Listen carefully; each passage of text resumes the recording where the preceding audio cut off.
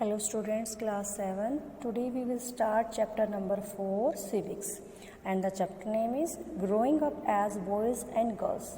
इस चैप्टर में स्टूडेंट्स हमें पढ़ना है कि जो बॉयज़ और गर्ल्स होते हैं वो कैसे उनकी अलग अलग पहचान होती है, सोसाइटी अलग अलग सोसाइटी में उनसे कैसे बिहेव किया जाता है, वो उनके बारे में सोसाइटी क्या सोचती है, और अलग अलग जगह पर बच्चों की जो ग्रोइंग है यानी बढ़ते हैं वो तो किस तरह से वो बढ़ते हैं, उनकी परवरिश किस तरह से की जाती है, क्या क्या उनके साथ क्या क्या उनको काम किया करना पड़ता है। इस तरह से कि जैसे आप तो सोचते हैं कि आप जैसे बड़े हो रहे हैं, फैमिली आपकी कैसे टेक केयर कर रही है, तो सभी ऐसे ही होंगे, लेकिन ऐसा नहीं है।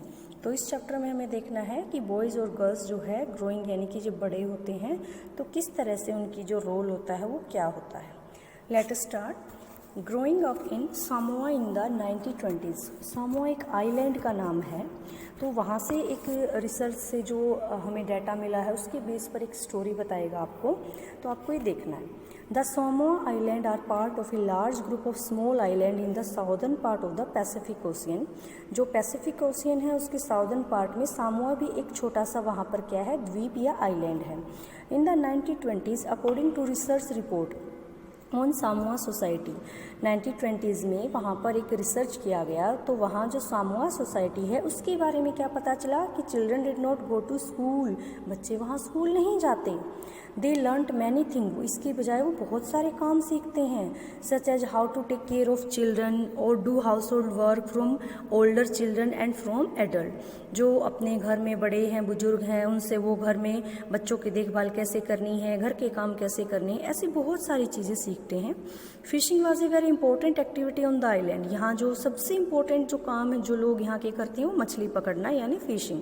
Young people therefore learn to undertake long fishing expedition, यानी कि यहाँ के जो बड़े जो यंग होते हैं वो घर में जो यंग लोग होते हैं वो मछली पकड़ने के लिए, फिशिंग के लिए समुद्री यात्राओं पर जाते हैं जो कई कई दिन बाद घर लौटते हैं। But they learn these thing at different point in their childhood. लेकिन ये अपनी ये बातें होती हैं कि किस तरह से उनको आगे जाकर फिशिंग करना है, कैसे उनको काम सीखना, बचपन में अलग अलग समय पर ये सारी चीज़ें सीखते रहते हैं। As soon as baby could walk, जैसे ही छोटा बच्चा जो है वो चलना शुरू कर देता है, देयर मदर और their adults no longer looked after them, तो उनकी जो माँ हैं या फिर बड़े जो लोग हैं उनकी देखभाल करना बंद कर देते हैं। तो अब आप सोचोगे कि फिर उनकी देखभाल कौन करता है। ओल्डर चिल्ड्रन यानी कि जो बड़े बच्चे हैं, often as young as 5 year, बस जो लगभग 5 साल या उसके आसपास की उम्र के होते हैं, वो अपने छोटे भाई बहनों का ध्यान रखना शुरू करते हैं, ये उनकी रिस्पॉन्सिबिलिटी हो जाती है। Both boys and girls look after their younger sibling, बड़े भाई बहन अपने छोटे भाई बहनों का ध्यान रखते हैं। But by the time a boy was about 9 year old he join the older boy in learning outdoor job like fishing and plantation coconuts. लेकिन जैसे ही जो लड़के होते हैं वो लगभग 9 साल के करीब होते हैं, तो वो घर के बाहर वाले काम भी करना शुरू कर देते हैं, जैसे फिशिंग करना, अपने प्लांटेशन की देखभाल करना। Girls had to continue looking after small children और do earn for adult till they were teenager. लेकिन लड़कियां अभी भी इसी काम को कंटिन्यू करती रहती हैं जब तक कि वो टीनेजर नहीं हो जाती हैं, घर के छोटे मोटे कामों में भी वो हाथ बटाती हैं। But once they become teenager they had much more freedom, लेकिन एक बार जब वो टीनेजर की उम्र तक पहुंच जाती हैं, यानी लगभग 13-14 साल की हो जाती हैं, तो वो भी जो उनको ज़्यादा फ्रीडम दे दिया जाता है।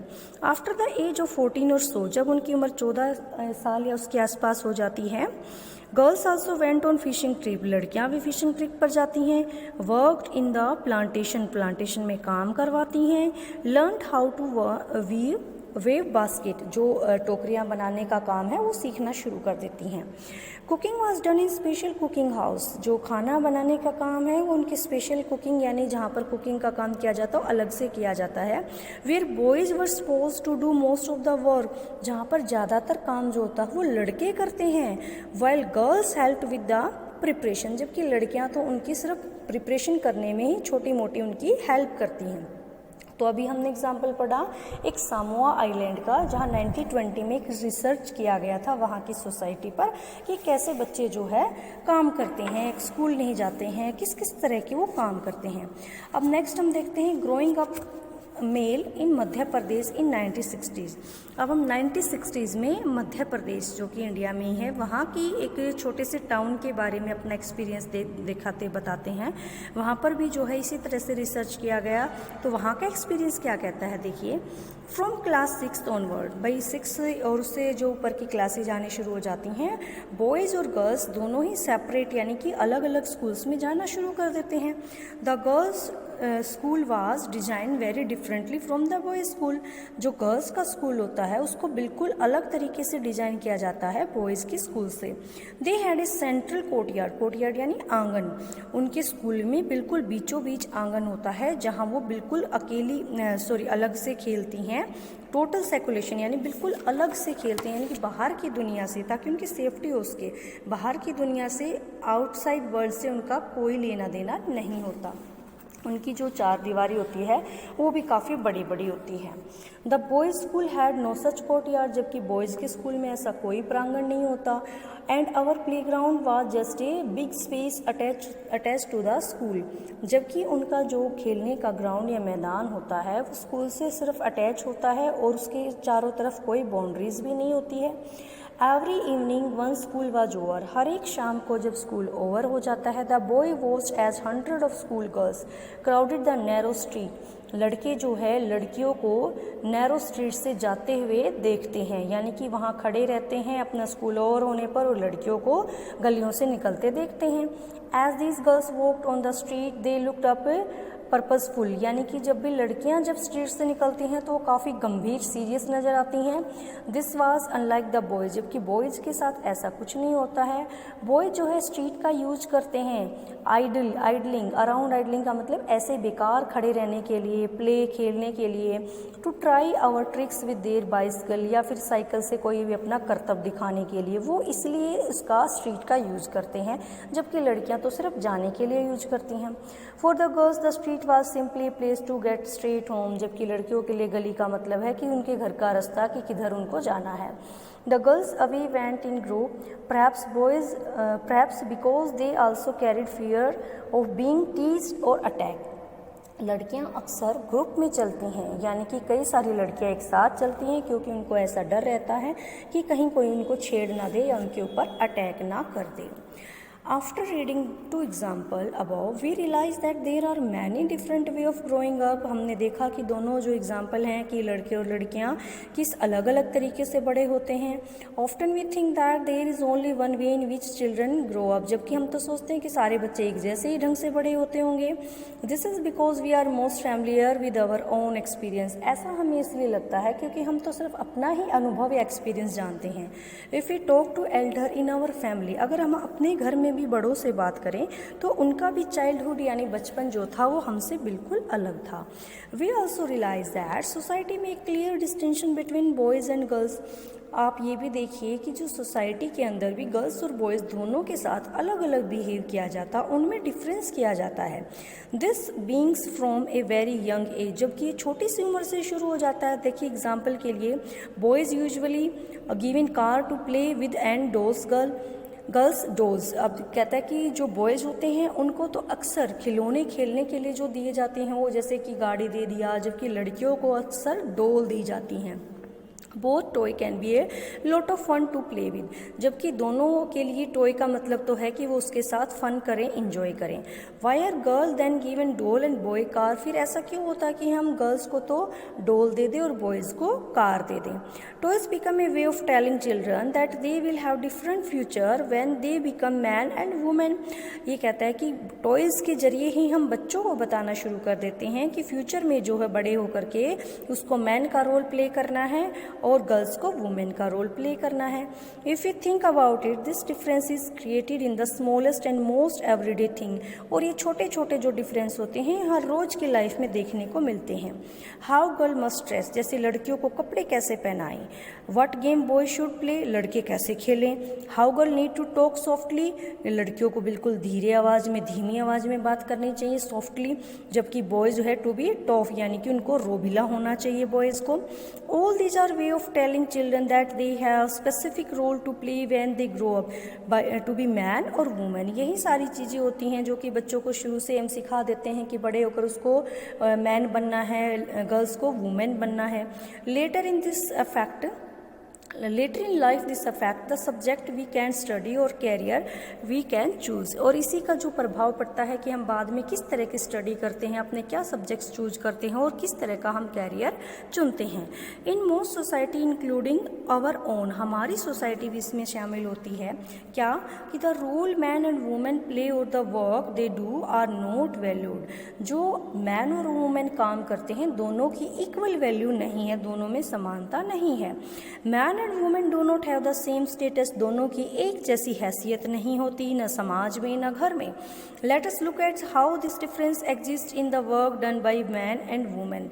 तो देखिए एक एग्जाम्पल से हम देखते हैं कि ऐसा मान लिया जाता है कि किस तरह से जो काम होते हैं मैन को करने हैं, किस तरह के वुमेन को करने हैं। एक छोटी सी स्टोरी है इसके अंदर जिसमें एक लड़की अपनी माँ से पूछती है कि हमारी जो एक ट्रिप जा रही है स्कूल में, तो मम्मी आप हमारी मैम के साथ कंपनी देने के लिए चल सकते हो क्या, अपने ऑफिस से छुट्टी ले सकते हो क्या। तो फिर वो लड़की कहती है कि क्यों नहीं। जो एक दूसरे फ्रेंड का नाम लेती है कि उसकी मदर अक्सर जाती है क्योंकि वो तो कोई काम नहीं करती है, वो हाउस वाइफ है। तो जैसे जो हमारी सोसाइटी में बच्चे किस तरह से चीज़ें देखते हैं उसी तरह से वो सोचते हैं। इस एग्जाम्पल को देखने के बाद ये क्लियर हो जाएगा। देखिए क्या कहता है, my mother does not work, इसका जो टाइटल है। माँ we are going on a school excursion, माँ हमारा स्कूल एक जो है सैर के लिए घूमने के लिए जा रहा है। रोज़ी मैम नीड वॉलेंटियर, रोज़ी मैम को एक बड़े की ज़रूरत है ताकि वो आराम से जा सकें। Can't you take a holiday from office and volunteer, क्यों नहीं आप उनके साथ चलो और एक दिन की छुट्टी ले लें आप अपने ऑफिस से। Harmeet mother always comes for excursion because she doesn't work, कहती है कि हरमीत की मम्मी हमेशा साथ आती है क्योंकि वो तो कोई काम नहीं करती। Sonali how can you say that, बेटा तुम ऐसे कैसे कह सकते हो। उसकी माँ उससे क्वेश्चन करती है कि तुम ऐसे कैसे कह सकते हो। You know that Jaspreet aunty is up at 5 AM, कि तुम्हें पता भी है कि जसप्रीत आंटी सुबह 5 बजे उठ जाती हैं। Every day doing all the house work, और अपने घर का सारा काम वो करती हैं। यट वो कहती है यस ममा, हाँ but that is not real work, ये तो रियल में कोई काम नहीं है, it is just house work, ये तो घर का काम है। Oh that's what you think do you, कि तुम क्या सोचते हो इसके बारे में। तो चलिए इसके लिए हम जो है जसप्रीत आंटी के घर चलते हैं और उन्हीं से पूछते हैं कि वो क्या सोचते हैं।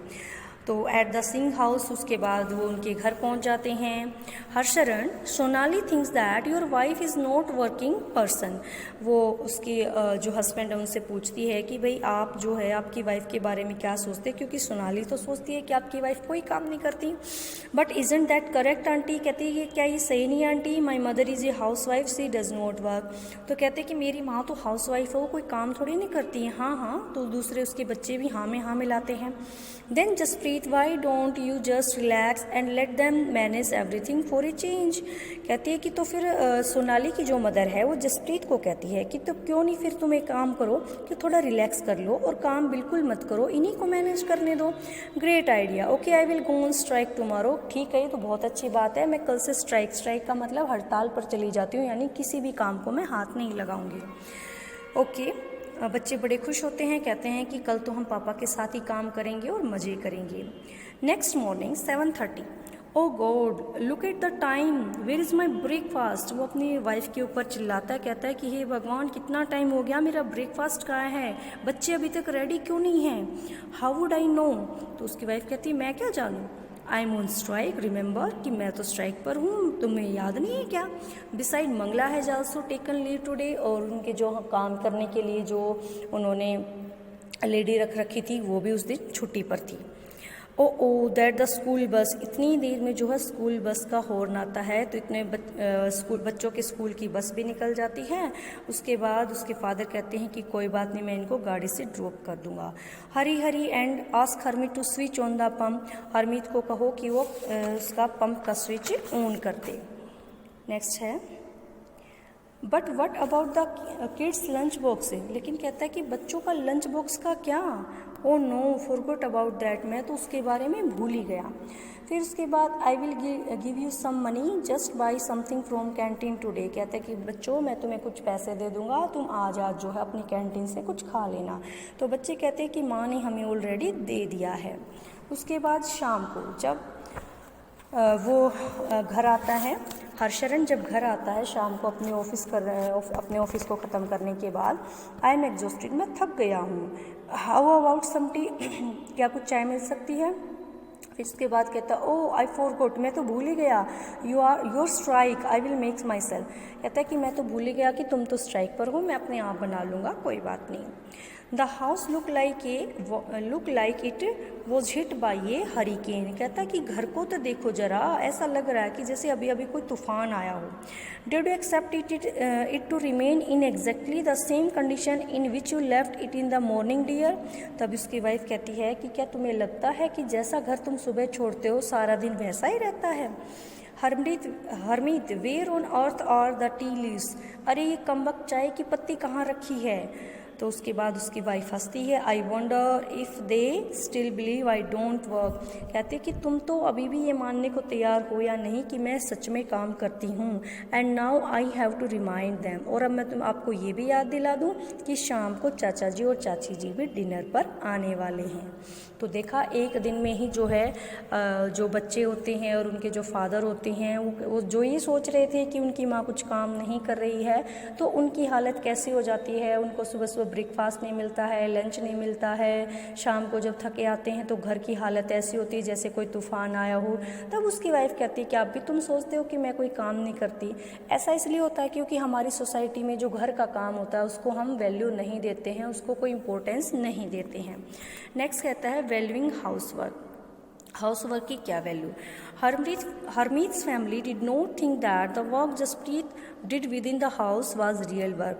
हरमीत की फैमिली, इवन मैं कहूँ कि और भी मोस्टली जो फैमिलीज होती हैं घर में काम जो किया जाता है उसको कोई रियल वर्क मानते ही नहीं हैं, और ये कोई यूनिक यानी फीलिंग जो है ये अलग सी फीलिंग नहीं है इसी फैमिली की। अक्रॉस द वर्ल्ड बहुत सारी दुनिया में ये माना जाता है कि जो रिस्पॉन्सिबिलिटी होती है हाउस की, caring giving task like looking after the family की देखभाल करना, स्पेशली बच्चों की, बड़ों की या बीमारों की, ये वुमेन के ही काम होते हैं।